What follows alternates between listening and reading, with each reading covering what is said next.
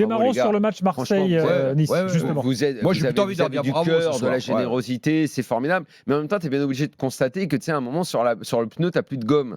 Jusqu'où tu peux aller comme ça? À un moment, ça s'arrête. Oui, il reste 4 matchs, 5 matchs pour l'OM. 4. Plus la Coupe d'Europe. Oui. Plus la Coupe d'Europe, Gilbert. Donc, Minimum 6. Ouais, mais. Là, et toi, quand quand même t'es l'OM et que tu fais rentrer Unai, et je cherche le deuxième là, qui est rentré en fin de match. Bon, tu dis quand même finalement cette équipe il y a Klose qui revient ce soir, il y a quand même ça commence à se remplumer un petit peu quoi.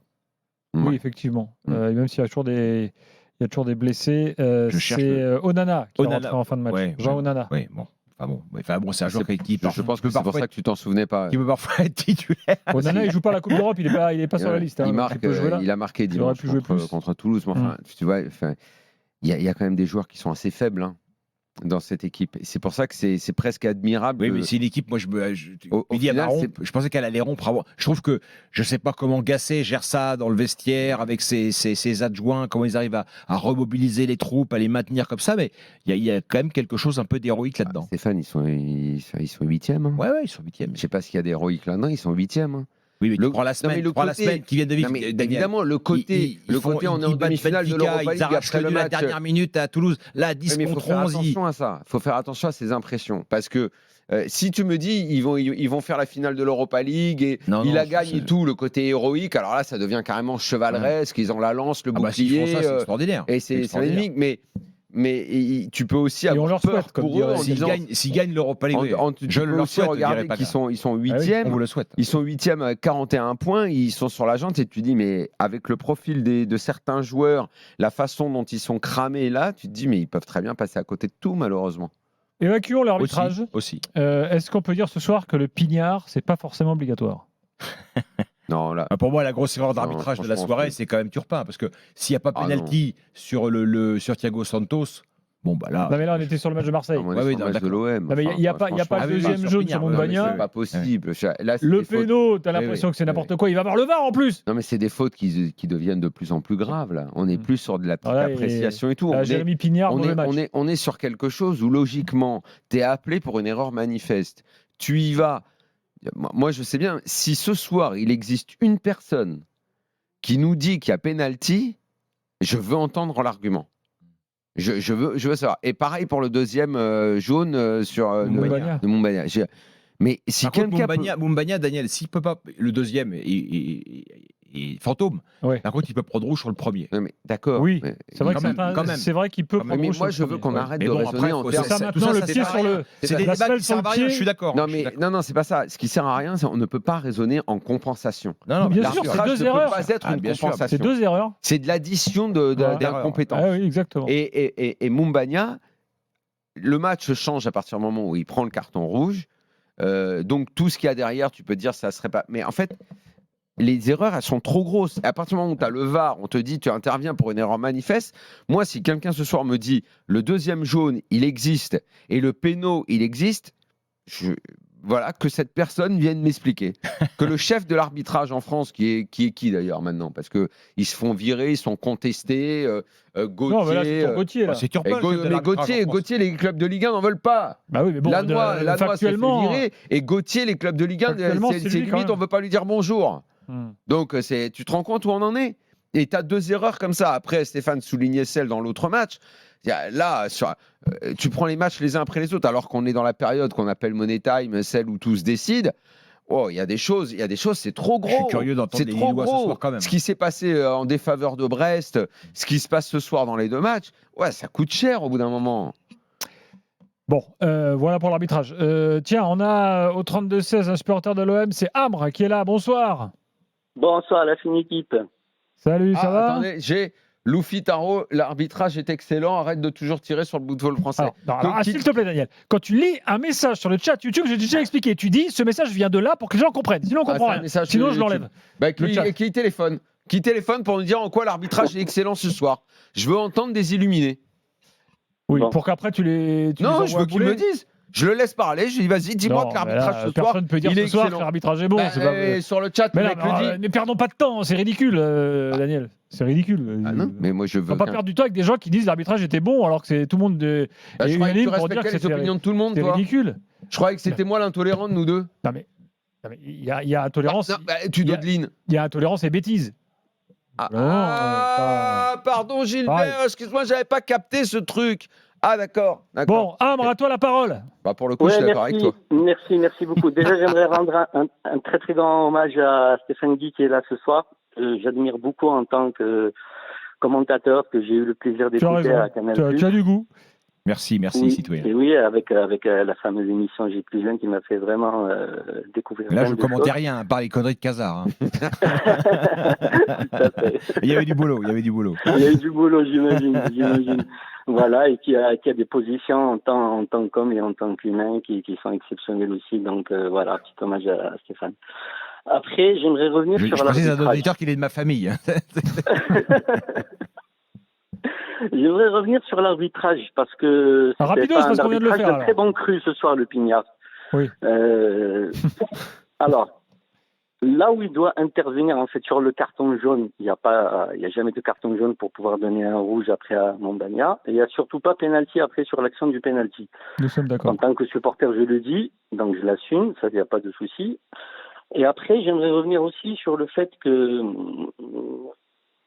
on a des occasions pour pouvoir tuer le match. Ndiaye à la 80e Eh ira. oui. Ah ouais, Ndiaye, le face-à-face, là Parce que Aubameyang, il arrive au bout d'une course, d'un exploit personnel où il passe en revue 5 joueurs.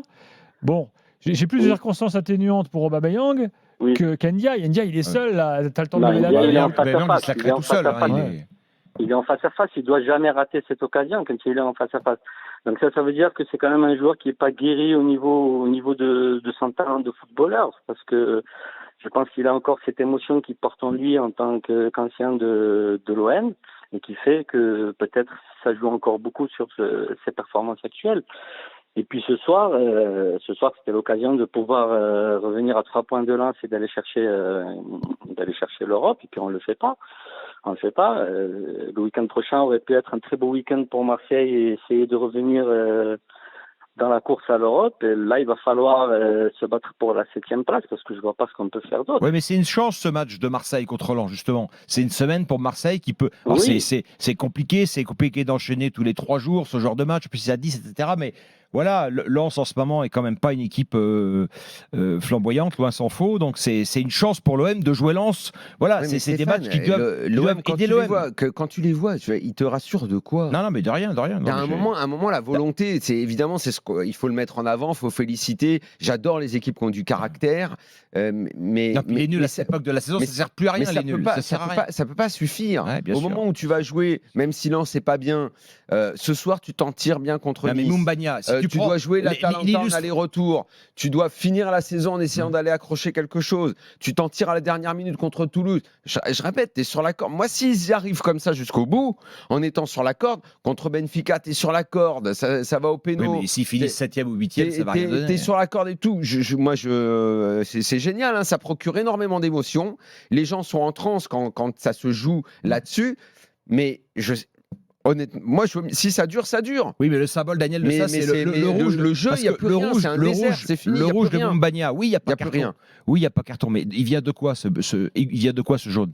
D'abord, du fait qu'il a un ballon quand même facile à contrôler pour un attaquant, normalement, de ce niveau-là. C'est une passe. De quel niveau? Je sais pas, mais pour un attaquant titulaire à l'OM, pour juste cerner le problème comme ça, le ballon qu'il a à contrôler, il se met dans la bouise tout seul, Moumbagna, tout seul. Oui, mais ça symbolise assez cette équipe de l'OM qui a plein de manques, qui a plein de limites. Je ne m'exprimerai plus jamais en direct sur ce joueur. Donc Jean-Louis Gasset, 2 points, ouvrez les guillemets. C'est un joueur qui est faible techniquement, qui n'est pas fini. Je referme les guillemets. Oui, c'est ça. Ouais. C'est Jean-Louis Gasset qui l'a dit, c'est pas moi. Oui, mais c'est vrai que depuis qu'on le dit nous, on dit qu'on est raciste. Non, mais c'est assez choquant. Ah bon? Oui. Le débat, il est pas là. Parce que tu as raté. Il faut savoir qu'il y a un niveau technique. Non, mais bon, bref, passons. Mais moi, maintenant, j'en en parlerai qu'en disant Jean-Louis Gasset de Mitroglou, il était à peu près. Il était peut-être un peu plus habile techniquement quand même que. Mitroglou, comme il n'est plus là, j'ai plus besoin de mettre les guillemets. Il était bidon. J'ai plus besoin.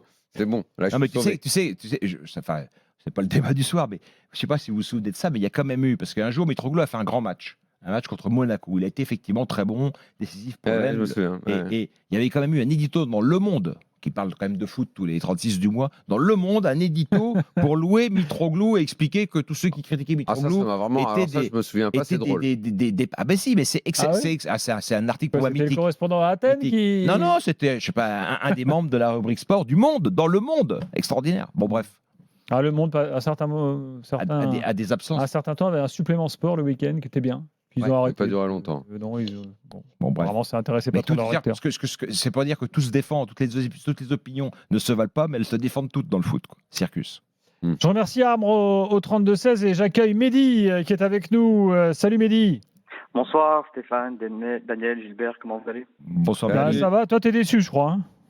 Ouais, un peu déçu. Bon, je vais essayer quand même de contraster un petit peu avec ce qu'a dit l'auditeur précédent. Et il y a quelques quand même éléments de satisfaction avec des joueurs qui reviennent. Klose qui fait un bon match. Ah oui, Aubameyang, Klose, bien sûr. J'imagine que toujours Klose a aligné. été un problème à un moment dans cette équipe. Non, mais ça c'est Ouais. extra sportif. Ouais, En ouais, réalité, on sait très. Il faut se souvenir on quand a même de perdu ce que notre disaient les auditeur. dirigeants Mehdi, sur ce tu es là joueur. Hein. Ah bon là, ça a coupé malheureusement. Alors que c'est quand même un des Mais éléments les plus l'OM importants. a 2 matchs à domicile hein, au championnat, avec ce calendrier remodelé. Là, il joue Ouais, mais là, Lens et Lorient. L'OM, Liga. maintenant, ça va être à l'arrache, ça va être l'exploit individuel, ça va être, je sais pas, ce qu'ils vont chercher comme ressources, mais tu as la Ligue 1, tu as la Coupe d'Europe, comment est-ce qu'ils vont gérer les deux? En plus, tu es en demi-finale. Enfin, moi, je le vois comme ça. C'est hyper excitant. La période C'est très pour l'OM, excitant, elle est mais ultra excitante, c'est magnifique. c'est pas prévisible, en fait. Mais c'est improbable que cette Voilà. équipe-là, avec ce parcours-là, soit demi-finaliste de Coupe d'Europe. C'est Exactement. je ne sais pas si dans le foot français, on a eu ça, une équipe aussi limitée et qui parvenait quand même à être en demi-finale de Coupe d'Europe, parce qu'on n'a quand même pas vécu des demi-finales tous les ans de Coupe Ouais, d'Europe. ouais. C'est un cas rare. Alors, juste, oui, j'ai le calendrier sous les yeux. Donc là, ils vont recevoir Lens et ensuite Lorient avant de se déplacer à Reims et au Havre. Voilà le calendrier qui reste de l'OM. Oui, mais avec, Le Havre, avec c'est le après double match après la de Coupe d'Europe qui Oui, pompe un max d'énergie et d'adrénaline, de mental et tout ça. C'est ça surtout, parce que l'OM va, je pense, surtout être excité par ce double match contre l'Atalanta. Parce qu'à l'OM, la Coupe d'Europe, parce que ça excite tout le monde, parce que le stade va être plein, que beaucoup de Marseillais feront le déplacement, ça va exciter énormément de gens et ça pompe beaucoup d'énergie. Est-ce qu'on a retrouvé Mehdi? Mehdi, tu es là? Oui. Ah, voilà. Désolé les gars. Pas de souci. Donc oui, je disais, oui, c'est vrai, c'est ce que je voulais dire, c'est que la double confrontation contre l'Atalanta, c'est maintenant ce qui nous reste pour vibrer cette saison. On sait que la 6e place, ça va être très dur à atteindre, surtout que Rennes et Lyon, bah, ils n'ont que ça à jouer, et Lens également. Donc voilà, il va y avoir cette double confrontation qui va être hyper importante pour nous, et on espère que les joueurs en ont conscience surtout, et qu'ils vont tout faire pour gagner. Bon, alors, tiens, profitons de ta présence. On va tout à l'heure faire une petite évaluation niçoise, mais là, Ça veut dire que toi, c'est intéressant ce que dit Mehdi, vas-y. juste, ça veut dire que toi, c'est tout pour l'Europa League, quoi. La Liga aujourd'hui, pour toi, c'est vraiment secondaire. T'es pas de ceux qui disent, bon allez, il faut aller rechercher la Non, Coupe je d'Europe. pense que si je comprends bien, il a dit que c'est pas la 7e ou la 6e place qui va l'exciter. Hmm. On va dire, à la limite, ça Ouais. devrait être un minimum pour l'OM. Bien sûr. Évidemment, l'Europa League joue une demi-finale. Je comprends le côté Bien sûr, excitant bien que ça sûr. peut avoir contre une équipe qui n'est pas un foudre de guerre européen. C'est une super équipe, hein, l'Atalanta. Techniquement, tactiquement, c'est au-dessus de l'OM. Après, si l'OM veut refaire le coup de Benfica ou avec le cœur, la générosité passée, tant mieux. Hein, ça s'est déjà vu, ce genre de choses-là. Mais bon, écoute, rappelle-toi, en 96, Bordeaux. Oui, à la rue en championnat. Est en queue de classement Ouais, c'est vrai. et va jusqu'en finale. Même si je pense il y avait des techniquement, voilà, il y avait ce des joueurs. Bordeaux-là était supérieur. Ils avaient fait une saison cata en passant à côté et tout, mais sur le terrain, techniquement, c'était beaucoup plus solide. Et leur parcours européen, il avait une allure quand même que n'a pas celui de l'OM cette année. Mehdi, Et surtout, vu l'état de forme des joueurs, vu l'état de forme des joueurs actuellement, quitte à tout mettre dans une compétition, autant tout mettre dans l'Europa League. Là, les joueurs, ils vont jouer tous les 3-4 jours jusqu'à la fin de saison. Je pense qu'ils ne tiendront pas tous. Avec les retours de blessures, avec les retours de suspension, je pense s'il faut tout mettre quelque part, c'est bien en Europa League. évaluation, je crois que tu voulais parler de Paul Lopez. Oui, en fait, je voulais vous lancer un petit défi de me citer un gardien des 5 grands championnats qui est moins bon que Paolo Lopez sur sa ligne. Qui est quoi? qui est moins bon que Pau Lopez. Je dis sur sa ligne, mais on va dire Pau Lopez. Il y a un arrêt quand même qu'il fait ce soir sur sa ligne. Sur oui, son mais je comprends pas ce que tu veux dire. En fait, je trouve qu'il est nul, en fait. Sur lui. Ah, tu veux dire sur sa ligne, d'accord, ok. Bah oui, mais c'est un gardien aussi, il peut te faire un match héroïque comme en Coupe d'Europe et derrière, effectivement, tu as l'impression que tout rentre si tu cadres. Ouais, mais c'est bizarre. Ouais, mais le problème, c'est que à chaque fois que la balle est sur lui, certes, il peut faire des arrêts. Alors, ça peut être des arrêts qui peuvent paraître impressionnants et c'est ce que les gens retiennent. Mais dès que la balle est à 2-3 mètres de lui, il ne va jamais la chercher. Et même sur les pénaltys, on n'aura qu'à regarder. Si la balle est un peu placée en lucarne ou placée un petit peu, sur le côté, il va jamais la chercher. Bon, non, mais moi, Benfica, il n'a pas fait un mauvais match. Ce que tu me dis, c'est ce que.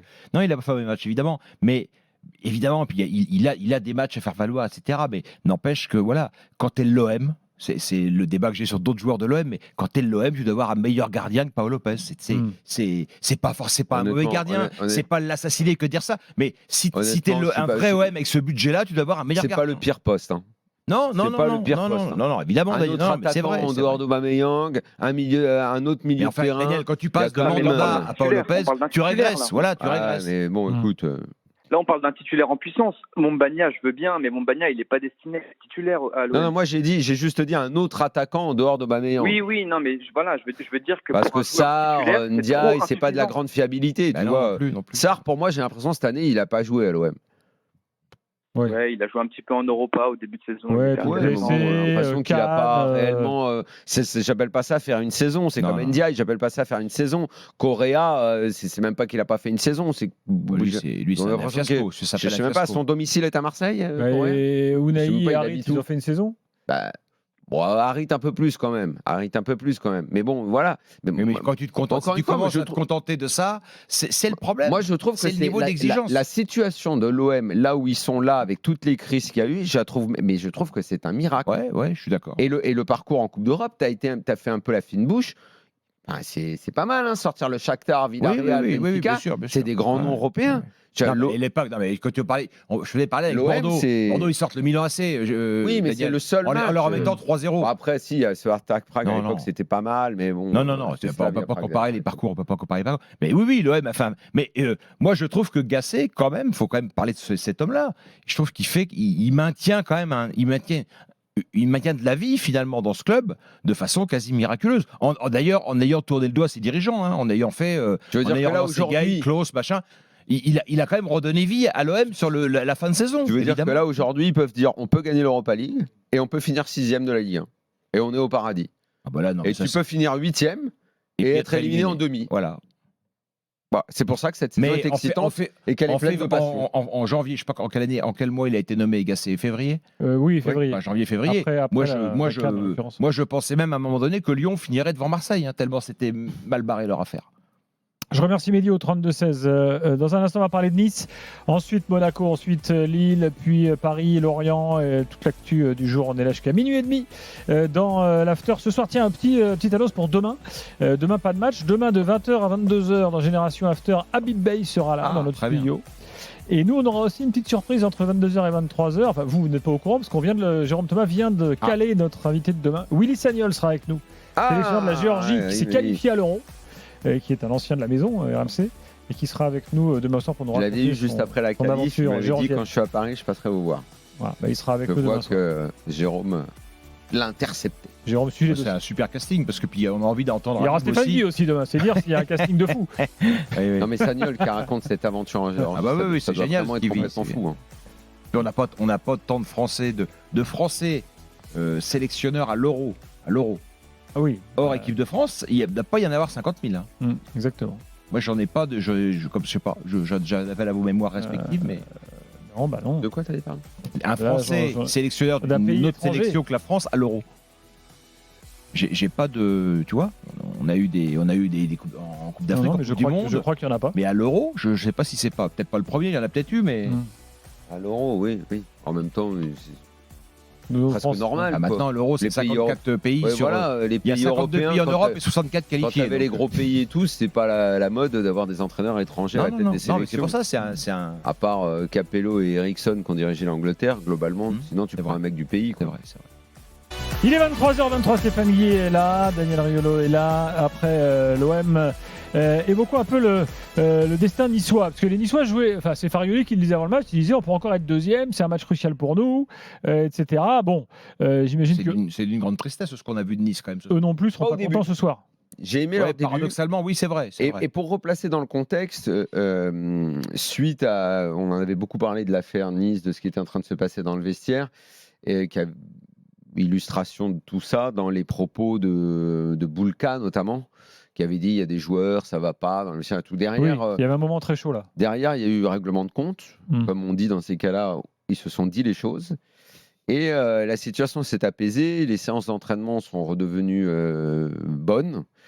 Et Nice s'était remis à espérer quelque chose dans cette fin de saison. Le match de ce soir pouvait être un virage. J'ai aimé leur début de match, l'ouverture du score. Derrière, je crois que Mofi a encore une très belle opportunité avec un plat du pied qui est certes pas facile à faire parce qu'il est à l'entrée de la surface, mais où je pense qu'il peut au moins cadrer. Une fois qu'ils ont marqué, si on se souvient du Nice de la première partie de saison, je me suis dit, si vraiment ils ont retrouvé ce niveau, avec un but d'avance face à un adversaire fatigué, je pense qu'ils peuvent prendre la victoire au Vélodrome.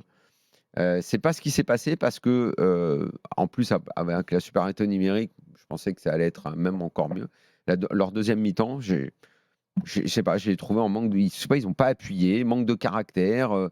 Ils se sont fait bousculer. Le jeu, moi, depuis le début de la saison, je comprends sans réellement comprendre ce qu'il veut mettre en place. Je vois bien, on essaye de jouer tranquillement, de se passer la balle, d'être propre, mais ça manque de niaque, quoi.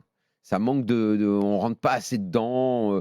Là, on est dans une période de fin de match où il faut mettre plus d'intensité, il faut aller les chercher, les victoires. Elles vont pas tomber comme ça parce que tu as réussi un enchaînement de 4-5 belles passes, quoi. Il faut y aller. Et ça, moi, je trouve que ça leur a manqué dans la deuxième mi-temps.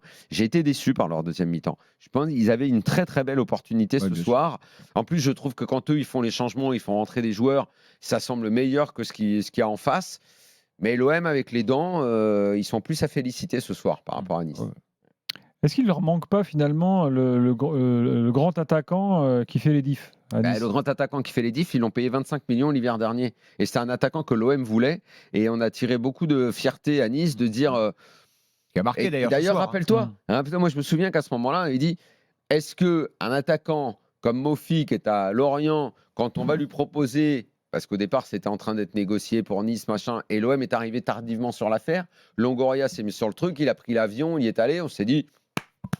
Un mec comme ça, évidemment qu'il va aller à l'OM. C'est quand même beaucoup plus excitant d'aller à l'OM. Et finalement, le bon travail des dirigeants niçois, la force, on est en train de monter un bon projet. Financiers. Ils l'ont convaincu. Mais l'OM était prêt à s'aligner sur la somme. 25 millions pour un attaquant, c'est bien quand même. Mais le salaire, Nice peut donner le même salaire à Mofi que l'OM, ça je veux dire. C'est ça. Peut-être même plus. Et au final... pardon, mais Mofi, c'est pas concluant. C'est pas formidable, quoi. Non. C'est pas un attaquant aujourd'hui. Si t'es vraiment un bon attaquant, tu claques. D'ailleurs, ça sera minimum 15-20 buts. Ce sera peut-être un sujet, Daniel et Gilbert, pour nos émissions hors match. C'est quand même. L'année dernière, on a vu un nombre incroyable d'attaquants français qui marquent, du championnat de France, qui marquaient beaucoup de buts, qui brillaient, etc. Dont Mofi d'ailleurs, ou Wai avec Montpellier, etc. Et cette année, il y a quand même un vrai coup d'arrêt, puisqu'on a Mbappé loin devant. C'est David qui a 17 buts, ce qui n'est pas deuxième buteur à 17 buts. Mbappé, il en est quand même à 43 buts, toutes compètes confondues. J'ai vu ça tout à l'heure. Il est pas mal, hein, il est pas mal. Je l'ai regardé tout à l'heure, il est pas mal. Ce soir, il y avait Boga, Mofi et Chaud. D'ailleurs, Chaud, t'es plutôt chaud ou mal cuit, toi? Pas mal. On s'est amusé pendant le match. On s'est dit que tiens, ce serait quand même sympa d'avoir un jour la doublette Gigot mal cuit en défense. Gigot mal cuit. Je sais pas si c'est possible. Ou chaud Gigot. Gigot chaud. On a Hugo qui est supporter niçois au 32-16. Salut Hugo. Salut à tous. Ça va? Ouais, ça va. Bon, toi, je crois que tu voulais pas parler spécialement des attaquants, mais plutôt du coach, toi. Du coach et de l'ensemble, oui, en particulier lui, parce que c'est le premier, avec la compo de base, c'est le premier responsable, et de ce qu'il veut mettre en place. En fait, il a jamais voulu s'adapter à l'effectif. Bon, nous, on a un effectif au milieu et en défense qui est trop juste pour développer le jeu qu'il veut. Il veut essayer de faire un espèce de jeu de position, avec à chaque fois des relances courtes, essayer de jouer le plus court possible pour remonter les ballons, mais on a 3 défenseurs sur 4 qui sont pas à l'aise avec le ballon, on a 2 milieux sur 3 qui sont pas non plus à l'aise avec le ballon. Ça fait beaucoup, et Sanson, c'est pas non plus incroyable.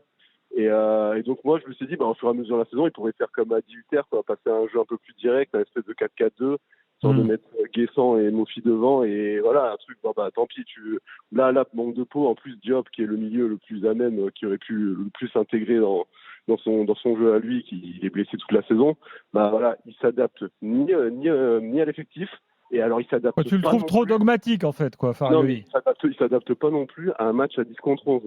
Alors quand il fait sortir Mofi pour Guessant, alors que là justement c'est le bon moment pour mettre les attaquants, avoir un jeu plus direct, on fait plein de centres, avoir Mofi et Guessant dans la boîte, c'est bien mieux. Non, il fait à chaque fois des choix frileux. Je veux dire, c'est très franchement un Ghisolfi. On va sûrement le garder l'année prochaine. S'il se foire, Ghisolfi doit sauter avec lui, hein. Parce que s'il le prolonge, il a intérêt de lui donner absolument tout ce qu'il veut au niveau des profils de joueurs. Parce que là, il est en train de dire, oui, je veux développer ça. T'as pas ce qu'il faut là pour développer ça. Adapte-toi. Non, on va le faire comme ça, on va le faire. Très bien. Donc, alors, nous, résultat, quand on se prend le but de Klose, là, on n'arrive plus à sortir le ballon. Ozario, chaque contrôle, c'est raté. Thuram, pareil.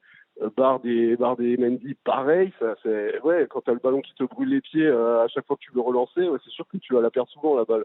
Et pareil, dans le jeu long, on l'a pas bossé. Du coup, Mofi est souvent esselé, il perd. Sur le but de Klose, on s'est retrouvé à être dans nos 30 derniers mètres pendant je sais pas combien de temps, jusqu'à ce qu'on se le mange. Donc c'est pas grave. C'est vrai qu'on n'a pas de chance. On n'a vraiment pas de chance, surtout avec Diop qui était vraiment le mec qui aurait pu changer quelque chose. Mais voilà, bon, c'est tant pis. Mais le fait de pas s'adapter, et alors à 10 contre 11, de pas arriver à s'adapter non plus dans un match où Marseille a joué 2 jours de repos de moins que nous, a joué contre Benfica jusqu'aux prolongations. Et nous, on est là, on run autour de la surface. On était paralysés avec le ballon à 10 contre 11.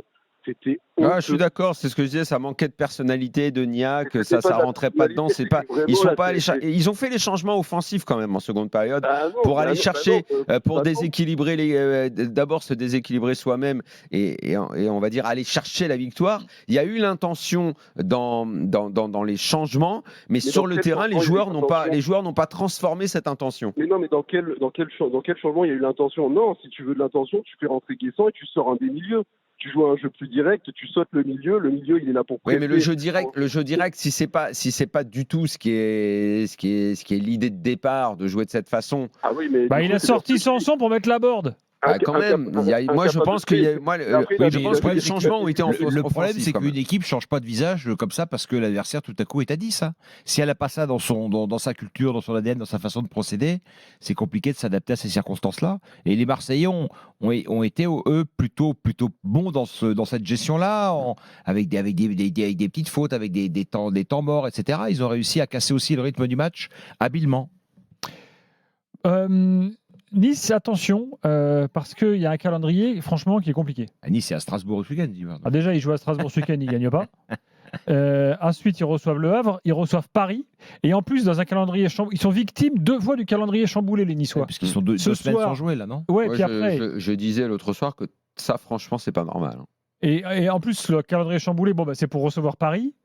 Donc ils vont enchaîner la dernière semaine de compète là, Nice-Le Havre, Nice-PSG et Lille-Nice, dernier match. Qui peut être un match décisif pour le Nice coup. Peut terminer hors zone Europe. Ils ont un calendrier très dur. Tu vas regarder le calendrier et le classement, tu vas te dire ça d'un tas d'équipes. Tu peux dire Marseille, ils peuvent finir hors zone Europe. Nice, ils peuvent finir hors zone Europe. Rennes, ils peuvent finir hors zone Europe. Brest. Tu peux même regarder le calendrier de Brest et te dire, ça peut être la grande glissade, il termine 6e ou 7e. Attention, hors zone Europe, peut-être pas, Daniel, mais hors top 4, ils sont pas attention. Tiens, Jean-Luc Gasset en conférence de presse, on va écouter ce qu'il dit. C'est en direct. Malgré l'infériorité numérique, d'avoir donné le maximum pour le gagner, en ayant eu 2 face-à-face avec le gardien. Une équipe courageuse, bien organisée. Je ne peux rien leur reprocher. Je peux rien reprocher. C'est vrai qu'on n'avance pas, mais on va continuer à y croire. Mais c'est vrai que physiquement, jeudi, les prolongations, dimanche, match à Toulouse, mercredi, le match en retard, à 10 en seconde mi-temps, physiquement, avec les petits tracas que l'on a, j'ai pas grand-chose à leur reprocher. Voilà ce que dit Jean-Louis Gasset, qui reparle après chaque match de l'état physique de son équipe. Hein. Ça, c'est la constante là depuis ne le constate pas. Depuis qu'il est là, en l'occurrence. Sur Nice, rien à rajouter, les gars. On a à peu près fait le tour. Évaluation, non. Si, on l'a fait un peu. On a parlé de moi, je trouve que ça fait partie des équipes. Je trouve que Khéphren Thuram revient bien. Il a eu un gros coup de mou dans la saison. Un joueur qui a quelque chose de pas ordinaire. Bien, il revient bien et tout. Il fait un match correct ce soir. Le passage, tu peux pas citer un joueur qui dit avoir une dimension de l'ambition pour sa carrière, pour son club et tout. Je disais, tu fais pas des quarts de saison, des tiers de saison. Non, puis, en plus, c'est un joueur qui, dans un match. Il n'y avait pas de Coupe d'Europe pour Nice cette année. Ils avaient un match par semaine. C'est bon, quoi. Et puis, par son style, il a des fulgurances. Donc, à un moment donné, t'en prends plein les yeux parce qu'il va faire une percée, il va éliminer 4. Exactement. Mais il y a aussi. C'est pas ça, un joueur de foot, quoi. Pas ça, un joueur de foot. Et à côté de Benjamin André, il est moins fulgurant dans un match, mais si tu le prends sur une saison, c'est sûr. Si je veux construire mon équipe, je prendrai André plutôt que Thuram. Je suis d'accord. Beaucoup plus de fiabilité. Mais en équipe de France, on parlera plus facilement de Khéphren Thuram que de Benjamin André, par contre. Pourquoi ? Parce qu'il a ces fulgurances-là, parce qu'il est jeune, parce l'équipe de France, il joue une fois de temps en temps et que le moment où il va y jouer, tu te dis qu'il est capable de faire 2-3 trucs en plus. André aurait mérité au moins une sélection, ça c'est sûr. Je pense, ouais. Bon. On va parler de Lille justement. Mais moi, je trouve que Nice, c'est quand même. Il y a des équipes comme ça. Moi, j'aime bien voir comment les équipes progressent, parce que c'est aussi comme ça qu'on juge le travail d'un coach. Et on ne peut pas dire que l'équipe de Nice, sur la saison, ait progressé. J'ai l'impression même qu'elle est allée plutôt en régressant dans son parcours, quoi.